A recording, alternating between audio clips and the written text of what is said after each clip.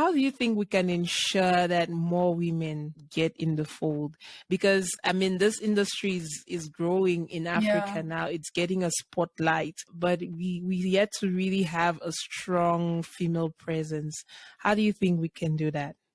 I think you're doing a bloody good job of it. I really must admit, I think you're doing an incredible job. And this is the sort of platform that is important to have for, I think, 10-year younger Sarah. I would have loved to have been in a situation where I could be listening to a podcast and hearing, oh, hang on, my life can take a totally different trajectory if I wanted to. I don't have to go the conventional route of, getting my degree and staying in academia, because it's not for everyone. Yes. Academia is not for everyone. And I suppose if you had turned to me and said to me, this is where I was going to end up, I would have probably said that you were smoking something crazy or whatever.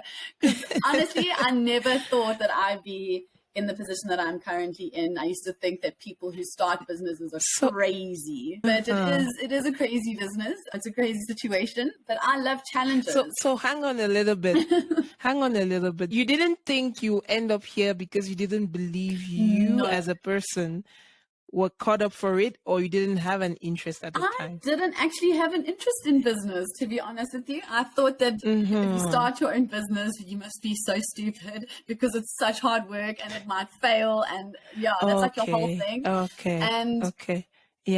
Having fortuitously been put in the situation, yes, it is it wasn't something that I was, gunning for. But after getting a taste of it, it's like that dessert that you never want to put down, and it's so Moorish. It really is. I love the challenge. I love challenges, and I love the challenge of something completely different to what I was wanting to do when I was a little kid. So it's different. So yes, what I like about that is that you are allowed to change your mind. When you know more, you can do more. Exactly. Don't stick with what your 5-year-old self wanted to do. She didn't know any better. No, well, I mean, I will say that 5-year-old Sarah knew really what she wanted from life. She really did. Usually, yes. The further back you go, before your mind gets corrupted, you have a clear idea of the personality. I have a 4-year-old. I mean, she'll tell you I'm turning 5 in September when you ask her age. But yes, I can see the resilience. I can see the strong personality, the confidence. And I always, when I look at her, I'm like, when does this get sucked out of us women? At what stage? No, keep cultivating. Yeah, that's what I'm trying to do. I'm trying to keep that going, because I do believe that we all start up not really caring whether they're a boy or girl. Yeah. Just going after life with all the zest and the enthusiasm. And then somewhere someone starts telling you what is expected of a woman. And then you start putting that in your head and putting yourself or your other interests down and trying to fit that mold. I'm speaking for myself. No, I totally get where you're coming from. I think that's why it's important for people, for women like you, especially, to speak about your experiences, to talk to people, to show younger women, that the career path that you sort of found yourself in doesn't have to be like one dead end road.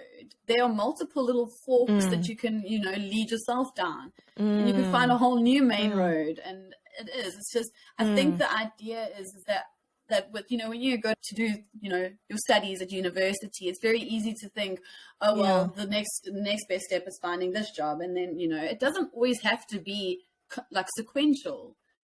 Life is what you make it, as cheesy as it sounds. Yes. It really is. And absolutely, I think a platform like yours is really great. I think it's great that, because you're showcasing women as well in biotech, and it's important. And I think that's the point I'm trying to make, is people like you and I should be talking about our experiences and not feeling like we have to keep quiet about it. Because I think that's what we as women have felt almost our whole lives, is that we have to say and do things a certain way.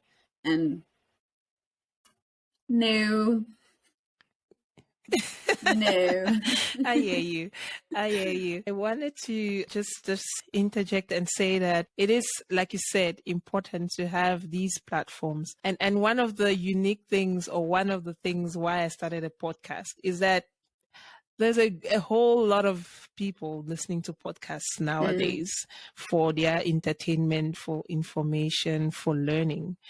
And you can't ignore the fact that it's going to keep growing. In Africa, it's going to keep growing.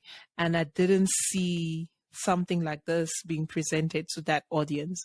So I took it upon myself after a lot of hesitation to actually do it. And so there are a lot of, thank you.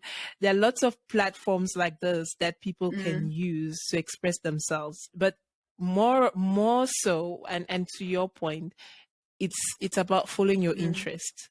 I loved podcasts, and that's why I did this. I loved business, and that's why I pursued a career after academia in business. You loved biotech, you loved the environment, you love sustainability, you love entrepreneurship now, and you've kind of made it work. So I think it's very important for people to be aware and to be curious about their own interests and follow that. It's going to create a unique path for you. You don't have to go after what everyone finds interesting. Go after what you find interesting is what I was going to add to that. Yeah. So back to biotech. And our final question. It's been so lovely talking to you. I felt like we could do like an hour. We should do an hour. I have lots to say. We can do a follow-up. We can talk more. Okay, definitely we should. We should do a follow-up on all of these issues that we've kind of highlighted today. But to conclude our session today, do you maybe have a view of some of the trends in biotech that are gaining speed? I know we've talked about aquatech, aquaculture, but maybe even it doesn't have to be biotech, like you said, related trends that maybe would impact biotech in Africa. What is sort of your view on that? Say the next 5 years. So I thought that was a really good question. But I think for me, the obvious answer would be climate change and food security.